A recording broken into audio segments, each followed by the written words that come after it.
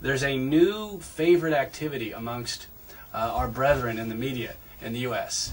It is Beckham bashing. What is the story? Yes. Why? What's wrong with these people? Beckham bashing, it's true. It followed up that whole controversy where, I can tell you where it started, Steve. It's got its roots in a couple of different places. It's got its roots in the fact that most of the mainstream media in America don't understand how international soccer loans are done. That's fair enough. Players are loaned to different teams. That Beckham can go play for AC Milan and then come back to the Galaxy. And that happens routinely in world soccer. So that's the first starting point.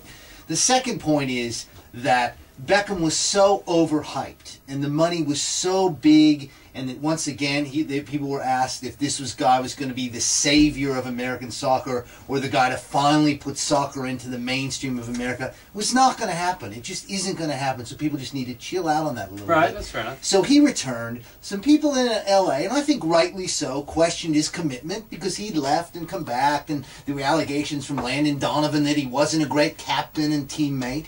And so the fans got a little rowdy. And Beckham fired back and kind of just said, you know what? Come on down. You want to talk to me? Come on down. There was an incident. And I think it's fine. I think the fans expressed their displeasure. Beckham kind of said, screw you, and that's it. Let's get on with the game. But the journalists have gone nuts over it. Well, they have. And I, for instance, I listened to Colin Cowherd, whatever day it was during the week, and he was talking about soccer. And he comes out and goes, the David Beckham experiment has been an abject failure. It hasn't set out what it was supposed to do, blah, blah, blah, blah, blah, blah, blah. And then I kind of thought, well, all right, fair enough. I mean, if there were some huge expectations behind him going to play in L.A., and they haven't quite panned out as people would have hoped, I'll take that on, fair enough. But then he starts talking about how he's not even that good a player. And I'm going, now, hold on a second. You know, I'm no, give me a name of a coach. Jose Mourinho. I'm no Jose Mourinho, but I do have a pretty good idea that he's a good player. So I went to my friend Robin, who I work with. Robin's a very smooth Englishman. He's a big Liverpool fan. And I went up to Robin and I said, Robin, come here real quick. I said, have a listen to what this guy's saying. And I heard him say blah, blah, blah, blah, blah, about David Beckham. And I said, this guy says that he's not very good because he doesn't score and everything else. And he just starts shaking his head. He goes, who is that guy? Like, it doesn't matter who he is. But I said, my question to you is he, do you think, because you've been watching this game for 30 years, do you think he's a great player? He goes, I think he's an outstanding player. So when I first watched him, I thought he was one of the most talented players I'd ever seen. So I said, correct me if I'm wrong. What he does is he facilitates. He's a midfielder, so he's sort of like a point guard in basketball. And he didn't really know what that meant. But I said, he creates opportunities for other guys on the field. And he said, yeah, that's what he does. He does it really well. And I thought, for someone like Colin Cowherd, who likes to do his research, I mean, I know that a lot of stuff that he does is just to jab and so forth. But certainly you should know that the guy who was the captain of England is not going to be a crap player. I mean, I thought it's just stupid. These guys are... I think what they're doing now is, I'm going to say the most outrageous anti-soccer thing, anti-Beckham thing I can. Yeah. And I just think it's pointless and ridiculous. Yeah, it's funny. In a country like America, like Australia, where journalism, soccer or football is down the ladder behind your footy and your rugby and your league and things like that, cricket, a lot of times when it jumps into the mainstream, people don't know how to handle it. Those journalists don't really know what they're talking about. No, they don't. They really don't. And they've got these pulpits, and they're going to say them, you know, Viduka should do this, you know, Harry Kuehl's not very good, that kind of stuff. And you just kind of just wait and do your research, or let the guys who really know what they're talking about talk. But well, it's I would suggest, Steve, it's actually a decent sign for the game in America if guys like Bill Simmons and Colin Cowherd and Michael Wilbon are talking about it, even if they're wrong in their opinions. The game is making some inroads. And it doesn't matter what kind of publicity, as long as publicity is what you're saying. And that's because it's not overtly negative. I mean, you know what I'm saying? They're not just saying, you know, soccer's a terrible game, it's boring, it sucks, blah, blah, blah. They're actually trying to get into it and say, all right, Beckham is this, he's not this. You know, they're actually discussing the world game on mainstream American television and radio. That's a good thing. So then maybe, just maybe, what Beckham and the people who brought him in set out to do, maybe they were successful. And guys, and all the brainiacs don't even realize it. So I just thought it was pretty funny that these guys would be saying such a thing. And you're right, there are more people talking about it, and there's a hell of a lot more of it on TV. And I saw during the week that you tweeted and said there's going to be a lot more mispronunciation of names, which is something that probably will happen. And it'll be interesting. I just think that one of the most important things in life is you know what you know and you know what you don't know. And when there's times that you don't really know what you're talking about, you sort of take a back seat, as you said, let someone who knows set up for some guy. He's not even very good. Yeah, ask the question. Just say, is this guy, did we bring the wrong guy over? Should we have tried to get Thierry Henry or a guy who scores more goals? Ask the question. Equivalent would be somebody watching a basketball player, and I'm trying to think of somebody. Maybe I think I use the analogy of Dennis Rodman. And go, guy doesn't score, he's a crap player. There's so much more to the game of basketball, as I'm assuming there is a lot more to the game of soccer. And so that's why you should probably just chill out a little bit, watch what happens, and as you said, speak to Alexi Lawless. That's the guy they all like to bring in. That's right. He works for ESPN. Yeah, that's right.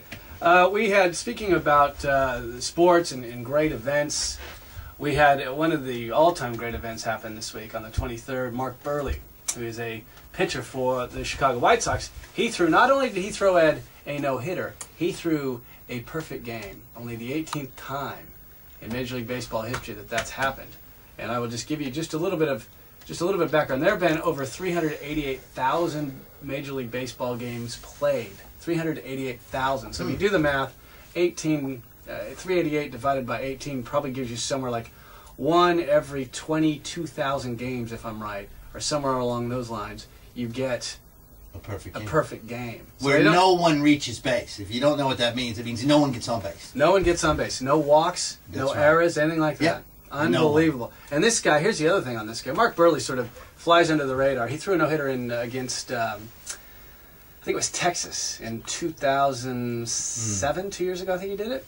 And he went by throwing this perfect game, he's only the 6th pitcher in Major League Baseball history to do it. The guys who have done it, Cy Young, Sandy Koufax, Randy Johnson. There was another cat called Addie Joss, and someone called Jim Bunning. Yeah, I know Jim Bunning, Philly. Yes. So only 5 other guys have done this. That's pretty all remarkable. those guys, I didn't know that. That's good stat. All those guys are, and Randy Johnson's not yet in the Hall of Fame, but all those guys are in the Hall of Fame. Yeah, and Buehrle, I think his last start before the All-Star break, I want to say he didn't get out of the 3rd inning or something. He really, it's not like he's Tim Lincecum or Halliday, one of these guys that's been lighting it up all year. He's struggled a bit at times, so it was pretty remarkable. And 2 amazing things. The Pat Burrell just ripped a shot down the left field line. Yeah. It was foul by about 3 inches. And then in the 9th inning, when the center fielder Dwayne Ward, I think his name was, made that incredible catch. Or Dwayne Wise was put in by Ozzie Guillen for defensive purposes. And goes up and makes that incredible catch. Actually popped out of his glove and caught in his bare hand. Oh, amazing. Unreal. He'd feel so bad if he wouldn't have caught that. Oh, could you imagine? And because our president loves to watch sports, I think that's all he does these days is watch sports, he picked up the phone. Picked up the phone and gave Mark Buehrle a call. I actually think that he has Major League Baseball TV in the Oval Office. He must. I think he does. How did he know? He's either got either that or he's like in a meeting and he's got like he's got the headphone going. Yes. In one of his hold on a second. Buehrle's close to a perfect. We've got blah blah blah on the phone right now for you, President Obama. Just a second. Yeah. It's 9th inning, bottom of the 9th. Hold on. He's got one more out to go. Yeah, exactly. Oh my God, he did it. Give me his phone. Someone just sent in a text, Steve, and said, what's a no-hitter mean? A no-hitter means no one gets a base hit, a safe hit that puts them on first base. A perfect game means no one gets to base, but people hit the ball. You can hit it and it get caught. You can hit it and go foul. Right. It doesn't mean no one ever doesn't hit a ball. I tried to think, and maybe you can help me, what would be the cricket equivalent of a perfect game? Bowling out everybody? I mean, I don't know. I was trying to think, because I don't know enough about cricket, but I was trying to think, what would be the... Hard to make a comparison. Yeah, and I tried thinking about, like, in the NFL. Yeah. I started thinking about in Major League, in basketball, maybe going like 30 for 30 from the field. Yeah, I mean, you'd have to just look at sheer numbers, but that's the thing that's great about a perfect game, is that it's very hard to equate it to anything else. Yeah, that is true. So he did that. Obama called him, and probably because it's such a team game, baseball is a team game, he actually pitched his team into first place that day. So they were like on percentage points tied with Detroit before the big series this weekend with Detroit, which is going on right now. Right. For AL Central Division League. And Detroit is reasserting themselves at the moment. But yes, you're right. Pretty remarkable. Pretty amazing. Indeed. Amazing thing.